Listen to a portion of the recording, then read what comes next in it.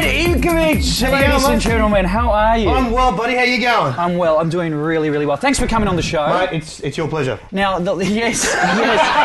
Boom, yes. I was just going to say, before we could go, I was asked to actually do a little bit of a skit, and I just took that approach that my wife takes to our sex life and said, nah, I've got a headache. Sorry, mate. No comment.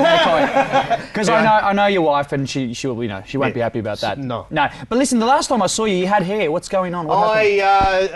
Actually, not long after I got married, I just thought, because I ride a motorbike. I don't know if we've got any motorcycle riders in. Woo!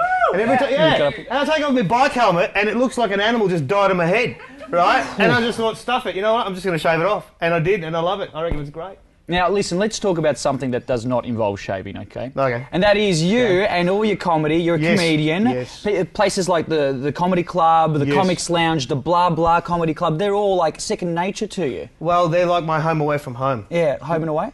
Yeah, that'll do. Yeah. I love that show. Anyway, so what I want to ask you is, right, where are you playing at the moment? Well, at the moment, I'm right here. That's true. That's true. I actually don't do much until after the festival time. I like to take every year I like to take sort of like a quiet couple of months. That's the Comedy Festival? Yeah, Comedy Festival. In Melbourne Comedy Festival, that is, guys, by the way. So yeah, I take a quiet couple of months, and then after that I just hit it a little bit, a bit harder, and then, But I don't just play Melbourne. I go. You go all over Australia. Yeah, everywhere. Now, when did you first start out in comedy, David? Mate, funny. I was talking to someone just before about that. It was about 1997, right? And somebody dared me to get up on stage. And it always starts off with something like that. Yeah. And then somebody said, "You haven't got the balls to do it." I said, "Oh yeah." Yeah. Oh, I'll show you. Yeah. And so you pulled your pants down and you literally pretty much. Yeah. And that's how Balls of Steel began. That's it. Yeah. Ka-ching. It's working well. Yeah, so somebody dared me, and then for the first year of my comedy career, the first gig was actually really, really good. And then, like, for about, 6 months, 12 months later, it was really sort of quiet, and then things started to sort of pick up, which is, a good thing I stuck to it. So. But listen, like you said, you've been all around the country. You've been doing this for many years now. So you're a seasoned professional, okay? Somewhat, How do you handle all the hecklers out there?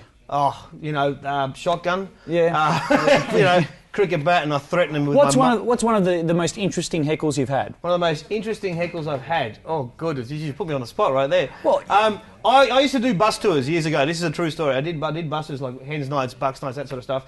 And I used to come onto the bus and make sure that everyone's sort of on the bus, ready to go to the next club. Yeah. And I got on the microphone and said, is everybody here? And so the guy at the end of the bus yells out, "No, I think we're missing a comedian." And you went, "That's me." Yeah, and then we sort of bantered a bit more and that sort of stuff. But yeah, that's a pretty interesting heckle. How do you learn to deal with that sort of stuff? I mean, did it throw you off initially? I mean, now you must have all these anti-heckles that you're ready to go with. Mate, you know what? Now when I get on stage, I actually look forward to someone talking to me. Yeah. Like I look forward to someone, just giving it to me. So that you can destroy them. Yeah. I look forward to it. And very, like nowadays, I love it when I get stuck. Because I get stuck and then I just play on the fact that I'm stuck and that they've outdone me and the audience sort of like, oh, look at him. It's funny. You sort of make it funny. So I like it now. In the early days, you'd crumble and go, oh, thanks for coming, and walk away. Just do that face to your close-up again, because we'll use that for the promo. Oh.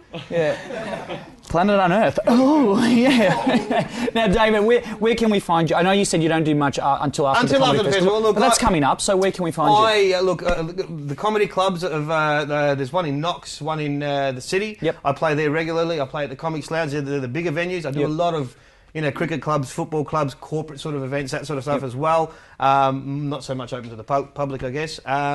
Sydney, Brisbane, Adelaide. Excellent. By the way, if you ever go to Adelaide, guys, whatever you do, when you get there, don't ever have a shit in the morning because you need something to do in the afternoon. Anyway, and don't drink the water, apparently. Don't drink the water. Don't drink the water. Makes your hair fall off. And on that delightful note, let's thank David Ivkovich for coming on the show, ladies and gents. Thanks, guys. Thank you very much, Ray. Good to talk to you. Awesome, mate. Pleasure. We'll go to a break and we'll be back with more here on Planet on Earth.